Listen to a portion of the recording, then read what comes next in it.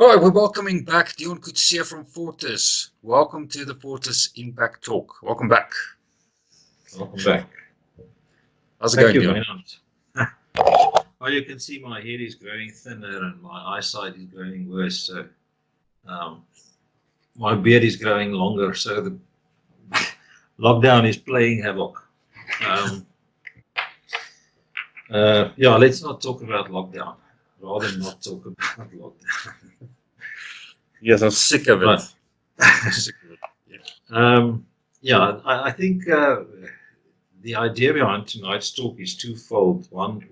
First off, I just want to do a little bit of a summary of where we are in the series of the Impact Talks, and then obviously I'll explain a bit for this side in the picture going forward.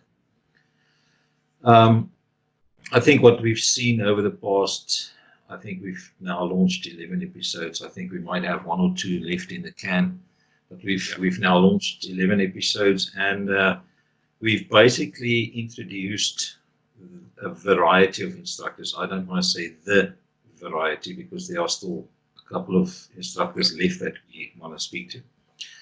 But we've introduced a variety, and I think that was the first objective of this whole series was to let the public understand and get to know the instructors out there, so that they know that there's a variety of people that can actually help them with all aspects of training. As we've seen, we've got guys swinging ukapis and sticks and knives and guns and all kinds of stuff. So we've got ladies kicking people and biting and shooting and whatever. So I think in that objective, we're basically there.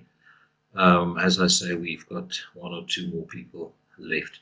Now, on that point, the main idea behind this was twofold. First of all, to introduce the instructors, as I now just mentioned, and then second of all, is to get a couple of opinions in. And I think if you follow along in the series, you'll see all the instructors do have strong opinions. Different opinions. Strong opinions. They might not always agree on techniques and implementation thereof, which in itself is not a bad thing. But I think what I would like to see is that people go and train with different instructors. You know, it's difficult following one doctrine because then you are just another martial arts.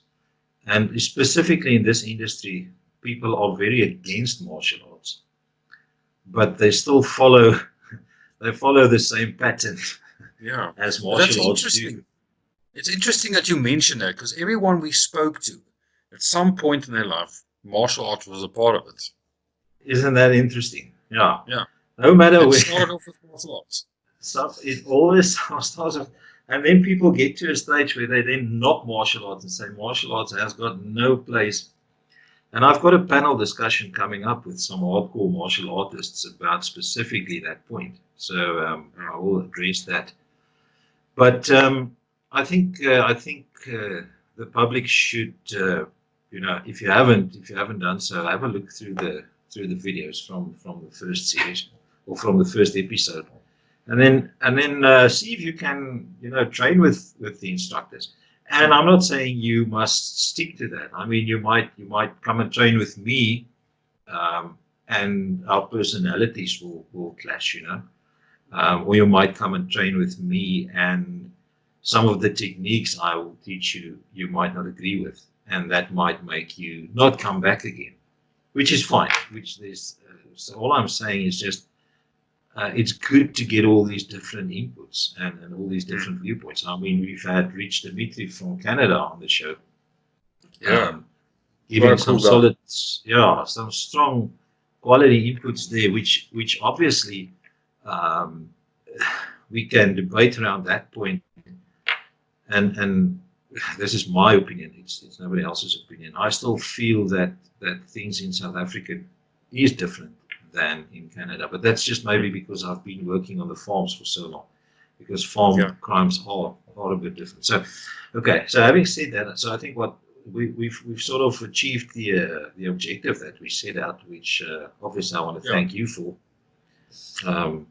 You're doing the hard work out there as the foot soldier.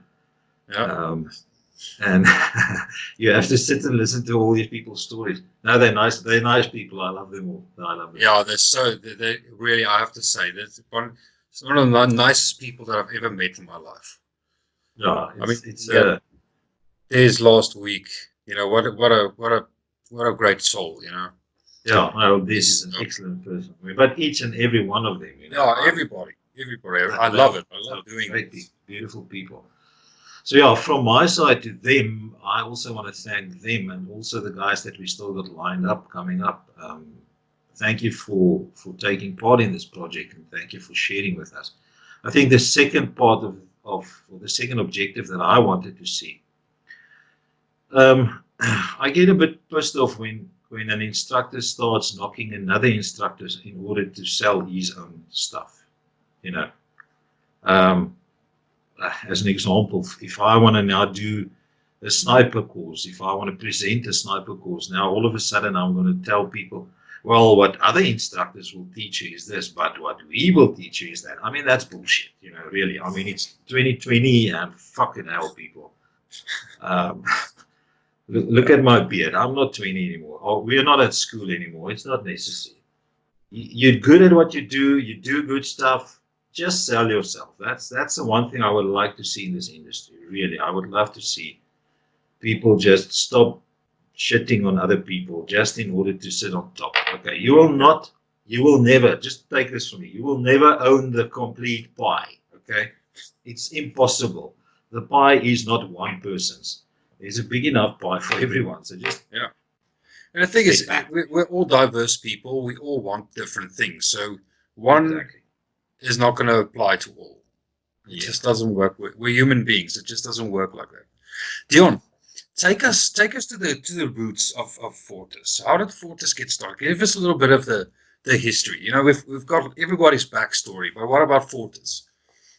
Well, it all started in martial arts. No, although I've got an extensive martial arts background, it didn't start there. Fortis actually has a military background.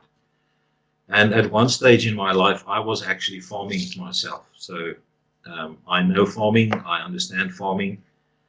I was a diverse farmer, cattle, sheep, dairy, wheat, maize, call it. Okay, potatoes. I know farming. And at that stage, it was in 1994, 95. The farm attacks were picking up at an increasing rate, and it was an issue, us going out every night to the sheep and to the cattle, because it's always been, there's more theft and so on. Now, myself and two friends, having come from a military background, we then decided to have a look at farm safety as such and implement a new way of doing things on farms. And coupling that with the knowledge of being a farmer, we came up with this concept where we actually train more operators. And we call them operators. And I know ex-Special Forces guys will sort of moor me for this, but just bear with me. They actually operate out there. They're not sitting and spinning around with torches. These guys are actually actively operating. And if you get mad because I use a word, please just get a fucking life, man. Life is so much bigger than getting pissed off for words. But in any case, okay, so we trained some guys, and a lot of these guys joined foreign military as well. I've got guys who joined the British Army, spent 10, 12 years in the British Army in various roles. I've got guys who spend time in the French Army and so forth. So the guys that we started off with went overseas, trained in those armies, fought in the hotspots in the world, Afghanistan's and the Iraqs and so forth. And all the time when they got back to South Africa, on leave or so, they would always look up, where is the teams going? Dion, where are the guys? Where are the guys? And they would come back with fresh input and knowledge and say, but now we do things like this. I know we started off there. And so Fortis has always had this military influx from all over the show. Okay. Not just SADF, but SANDF, and then obviously British military, French military, US military, and so forth. And all that input comes back.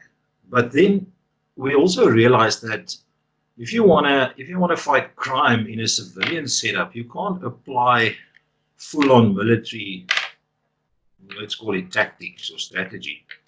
Maybe strategy, but not always tactics, because the rules of engagement are different. If you are in a army fighting the enemy in a foreign country, you've got a set of rules of engagement. If you are a civilian in South Africa in 2020 and you have to defend your home and your family, there's a different set of rules for engagement, because the law applies, and there's a couple of legal stuff. So we had to mix and match that to understand how can we use military tactics, military strategy, and apply that in a civilian setup. And obviously that's when we started training. And our main focus has always been on training groups, because we don't so much focus on the individual as such. There's you can watch through the series, and there's instructors focusing on training one person, having you safeguarding yourself in the streets. We like to focus on training communities as such, because we always ask, the community is a complex thing. The community doesn't just consist of fighting men, fighting fit from a fighting age. It consists of young people. It consists of old people. I mean, in farms, just this weekend, I was on a farm where this one old lady stays by herself, and she's in her deep 80s. Now, we all would like to maybe see her move there, but I'm not going to be the one to tell her to move. I mean, that's her farm, Yeah. So let her stay there, and then what do I teach her to be part of that community, to be effective in safeguarding that community as such? I cannot obviously hang a bulletproof vest on the lady and then give her a fucking AR and say, this is what we're going to do. So I have to teach her something else. And that to me is one part that's lacking in training overall, is people focus on the hardcore stuff, and there's nothing wrong with that. Please understand this. But we like to focus on the communities.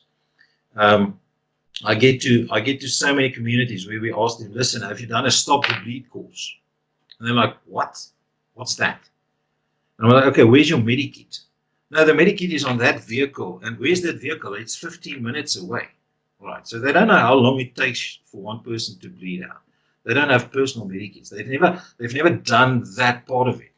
I mean, I can give you a course on radios and electronics on that matter.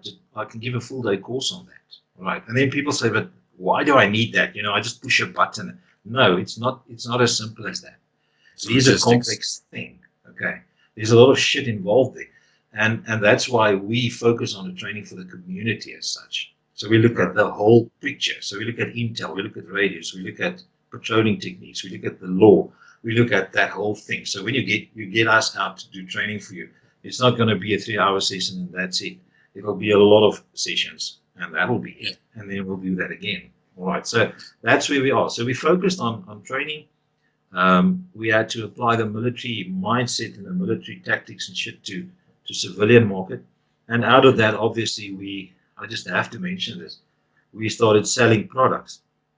Now, why I want to mention this for a specific reason, and you'll remember that taser that you, I got tased in the neck. And the tasers and this shit. Okay.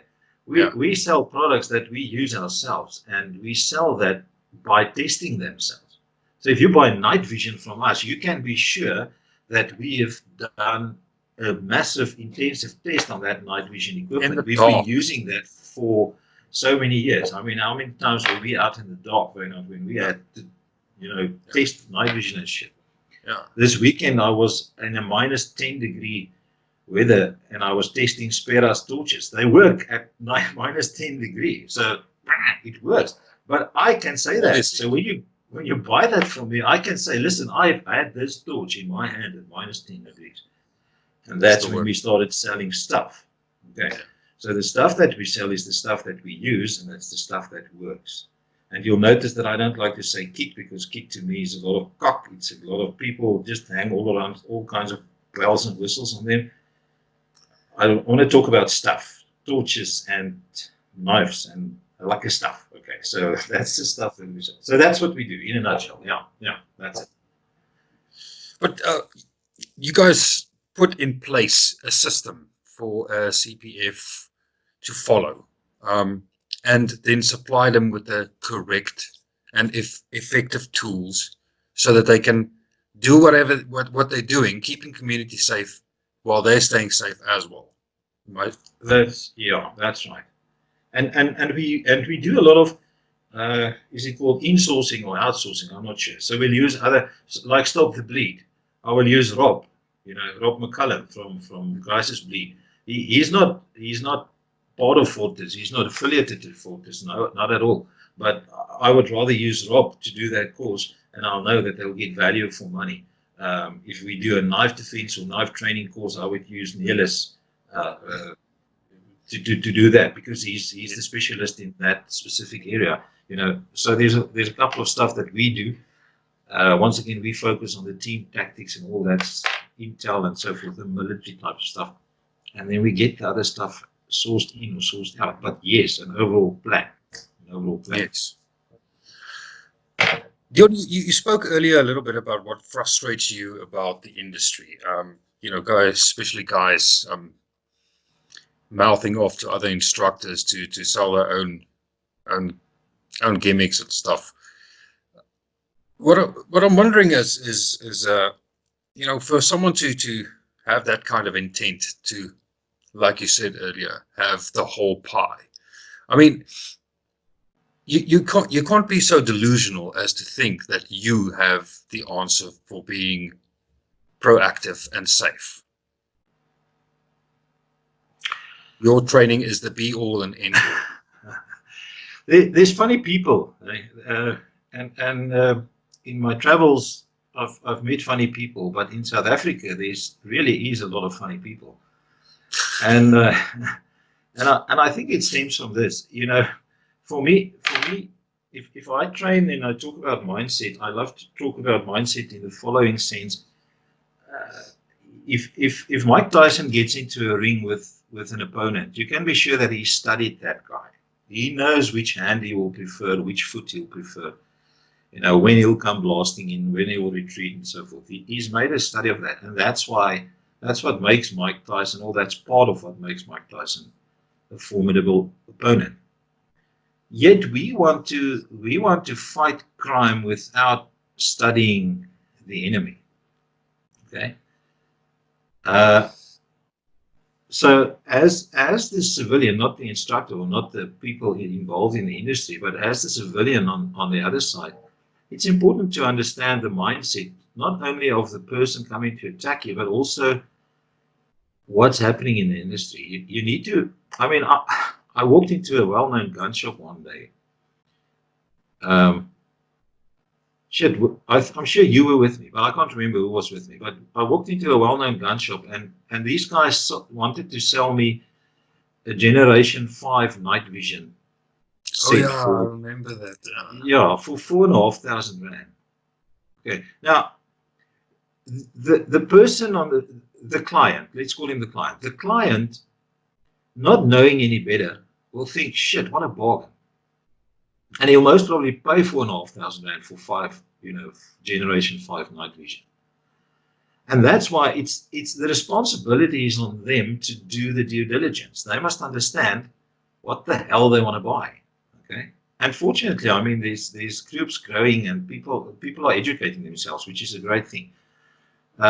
Just for the people who don't know, Generation 5 night vision equipment is, I think it's still being tested at this stage, if it actually exists, but it's still being tested. And second of all, you will never pay 4,500 rand, which relates to about 200 US dollars. Okay, you'll never pay that amount of money for a Generation 5 night vision set. So the salesman was selling something to me and thinking I had no knowledge of what I'm buying. Okay, so that's the one side of it. The other side of it is, in the industry, I had a supplier of bulletproof vests at one stage, and I got a request for a quote from a group of farmers. And 2 weeks later, I haven't heard anything from them. So I phoned them, and they actually showed me the quote that they got from my supplier. And the funny thing is that my supplier charged them less than what he charged me as a reseller. Okay. So I actually got into my car and I drove to him and I said to him, "What the hell is this?" And he said to me, "Business is business." Okay. And I said to him, "Well, you know what's the funny thing is that you now think you've got the farmer's share of the pie. And that's the biggest mistake that you make in your life, because I've been working at that stage. I was working for 17 years in this. I said to him, I've been working for 17 years to build this relationship in the farming community. You don't have that. You made one sale, that will be your last sale, because I'm not selling your products again."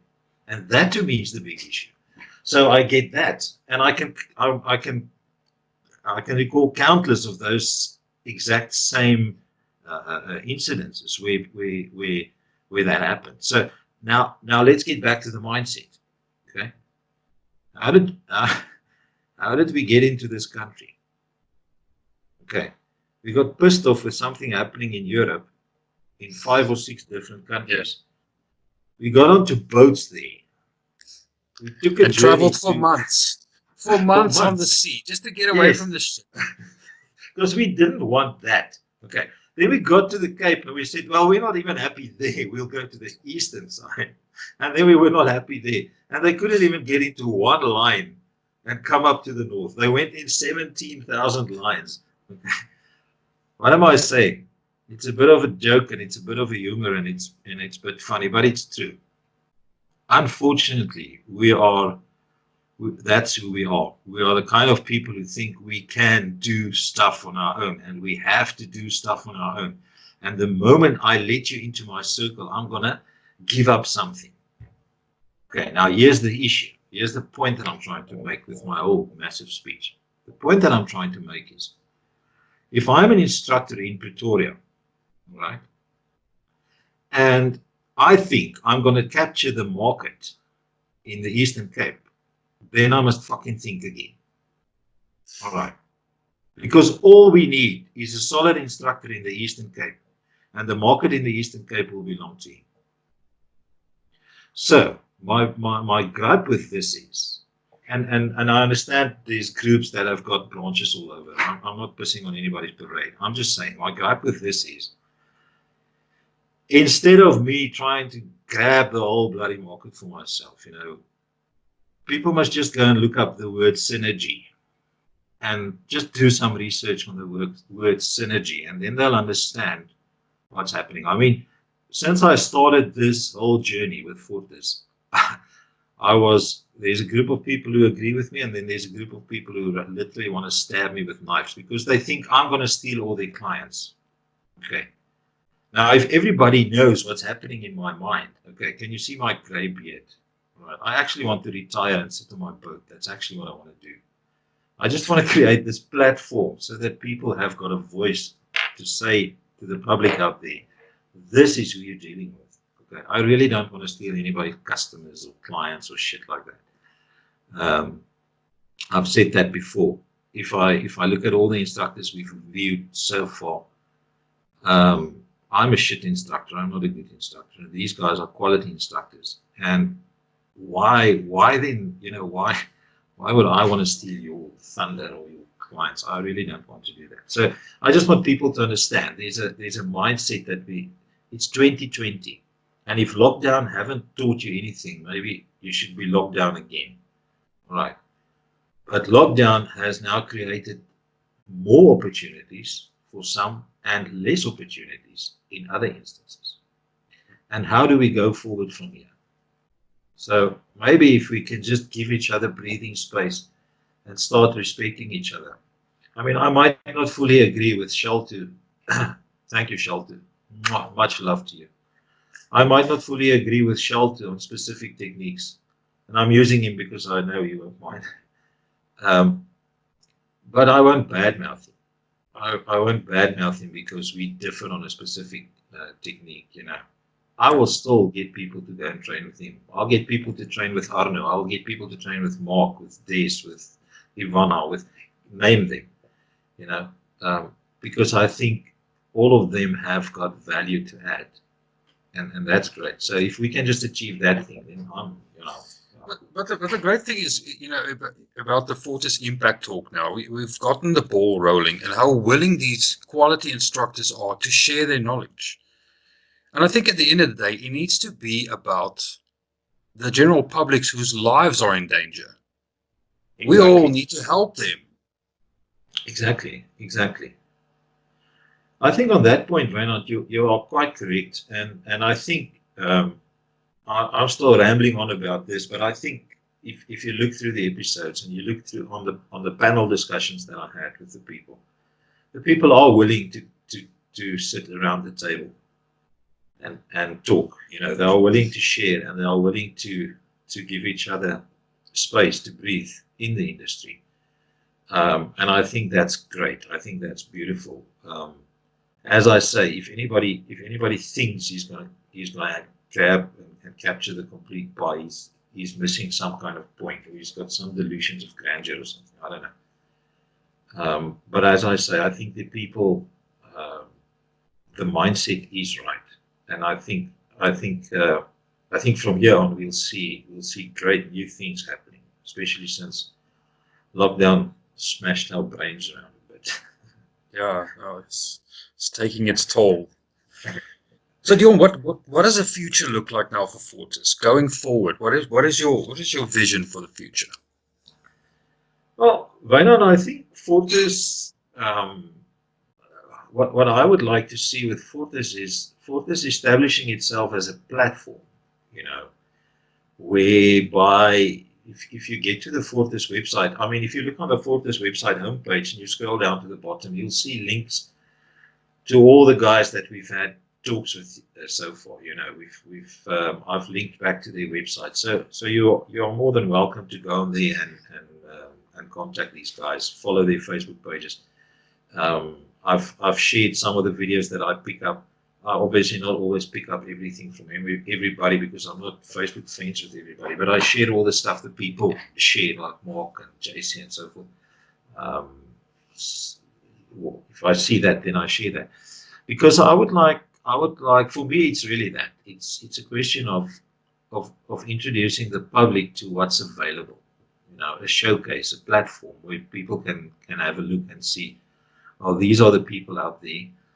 um, and I think in that instance, if you look at what Fortis has done over the years, we were interviewed on many platforms, on TV, on radios, various radio stations, TV channels, and so forth. um, I think we have a holistic approach to safety and security. We don't focus just on firearms training or self-defense training. We've got a holistic approach. I mean, we do risk and safety analysis. We develop products. We've developed a lot of less lethal products in conjunction with bigger companies like AMC Core and so forth. So we've developed products and systems and so forth, in a sense that Fortis has become an established platform where you can sort of, and maybe I'm not the person to say this. Maybe we must ask the customers, but you can sort of trust what we say, you know. So if we say to you, listen, don't buy this little taser shitty thing, then at least we can show the video of you being tasted it. You know?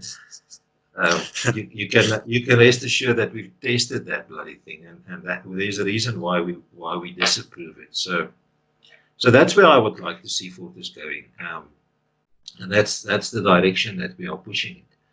Obviously, our core niche will stay farm safety. We've got a massive plan rolling out currently as we speak, which hopefully, if we can get this thing running, it will cover food safety, food security in South Africa, because it's become so much more than just stock theft and shit like that. It's way beyond farm attacks and farm murders.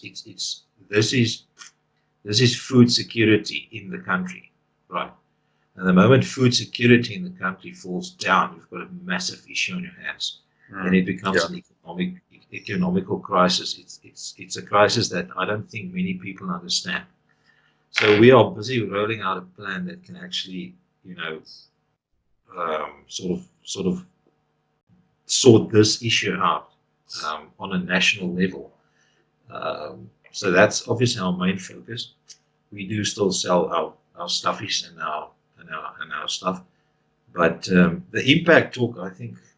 Shall we say what we plan? Shall we not say? What do you think? Yeah, I think let's go for it. Yeah, let's tell people what we intend on doing. Yeah. So with the impact talk, we've now sort of finalized or finished round one, or let's call it season one. I don't know what we want to call it. Season one, round one. And we've basically introduced the instructors, and obviously in future, if we talk to somebody for the first time, we'll also do the introductory thing and so forth. But the second round, we'll be getting to the hard-hitting impact of the talk. We will then start asking the instructors some, you know, serious questions, not to put them on spots, but to get them to get the point across of why they support what they're saying,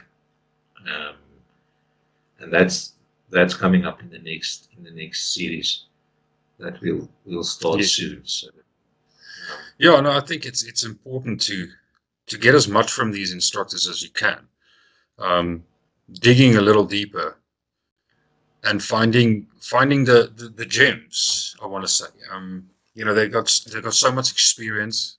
They've got so much value to add. So I think, you know, just going after them with really hard questions. So guys, we're coming for you. We're coming for you. Shaltu? Yeah, Shaltu? Yes, huh? Yeah, we're gonna come for you. Shaltu, we always pick on Shaltu just because he's such a nice actor. Yeah, he is. No, Dion, I think it's really important that we take these next steps and develop the Fortis impact talk, because I think I feel at this point we're reaching a lot of people who already have training. But to throw that net a little wider to get to people, because, you know, very interesting thing today. My mother asked me, you know, she obviously big fan of the show, but she you know, she saw the interview with Ivana, and she was really like, you know, where can I go? I would like to know how to defend myself, you know. And if more people start asking those questions, then these instructors fighting amongst each other, they're going to be so busy. They're not even going to have time to respond to Facebook on Facebook with comments. You know, just talking shit with other people. That's what we want. That's what we want. We want to empower everybody. Yes, and I think that's an important point. I mentioned earlier about there's obviously some instructors don't want to get onto the ship. Okay. And those are the guys, not all of them, but some of them are the guys who think, I want to steal all their customers. And little do they know that we actually just want to give them more customers. Yeah. Because if you understand safety correctly, if you understand safety, and if you understand food security, and if you understand security in the country, then the more people that can make a stand against this shit, then the less shit we will have. Okay. And I think that's the core of what we are at here, is that we want each of these instructors to be so busy and so many people flooding them that we can focus on what's happening on the farms and we can sort that shit out there. Then we'll have such a big pushback against crime, because I mean, as you all know, it's up to you and me. It's not, the police will not help you. If you still dream that, then maybe check your coffee, because there's something wrong. Yeah, you'll get a faster response just responding on your community group. Yes, exactly. That's where we are right now. Yeah, and people must understand that. That's the main thing. I think we're very blasé about crime. I think, yeah, it's probably the silence before the storm.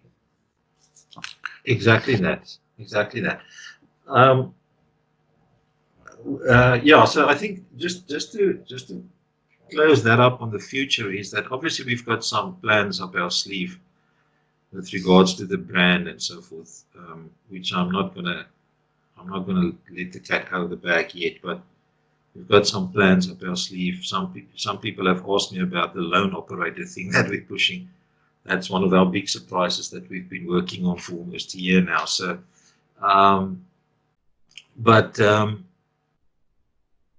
we want to see this grow, and we want to see the community involved. And maybe on that point, we would love to hear from the community. We would love to hear from the people out there.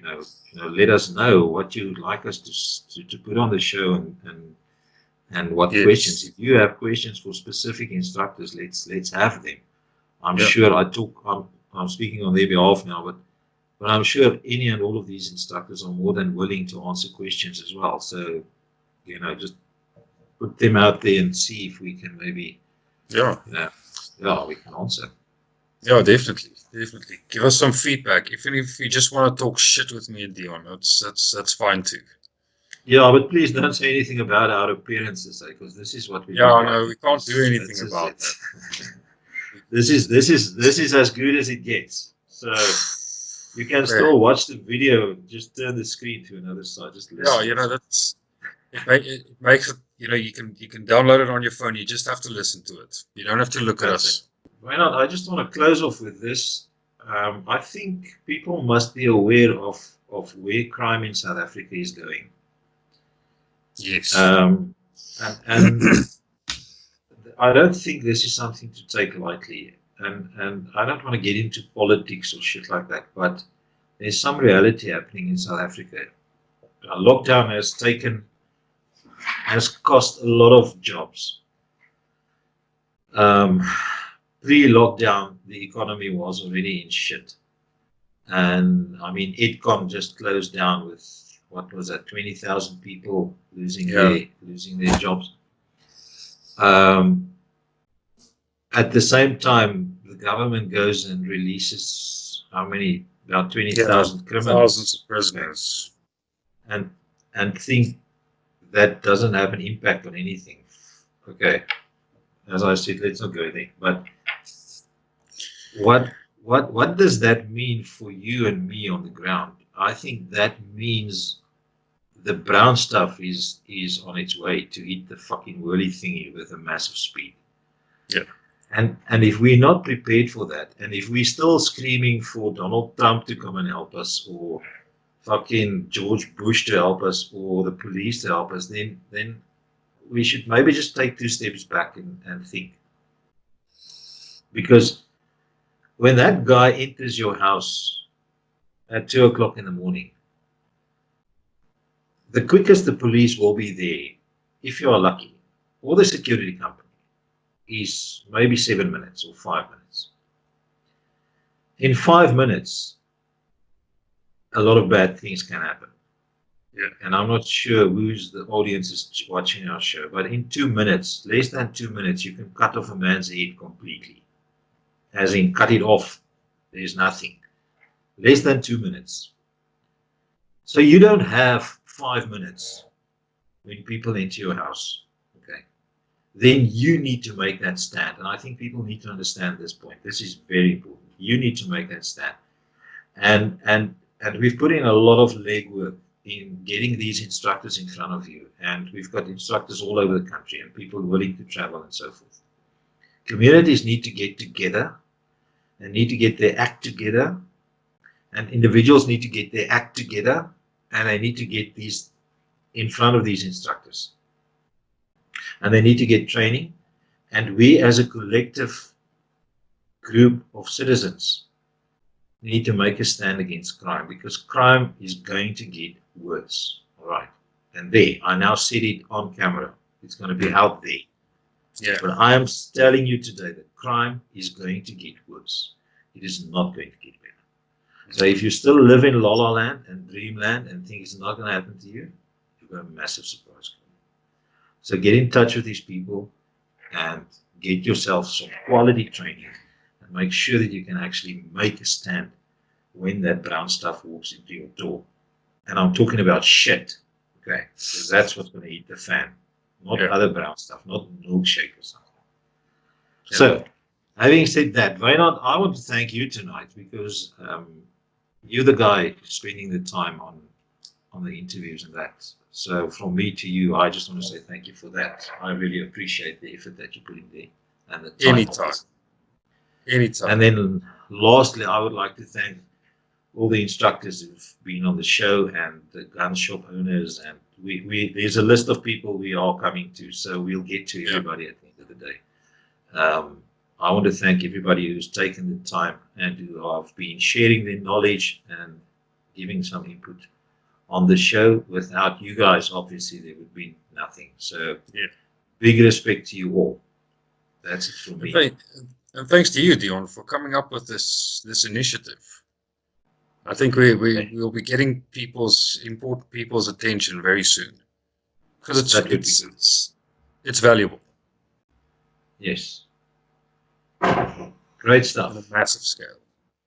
Right. All right, Dion. Thanks a lot. Thank you so much. Have a good evening. And you. We'll chat again. All right. Cheers, man.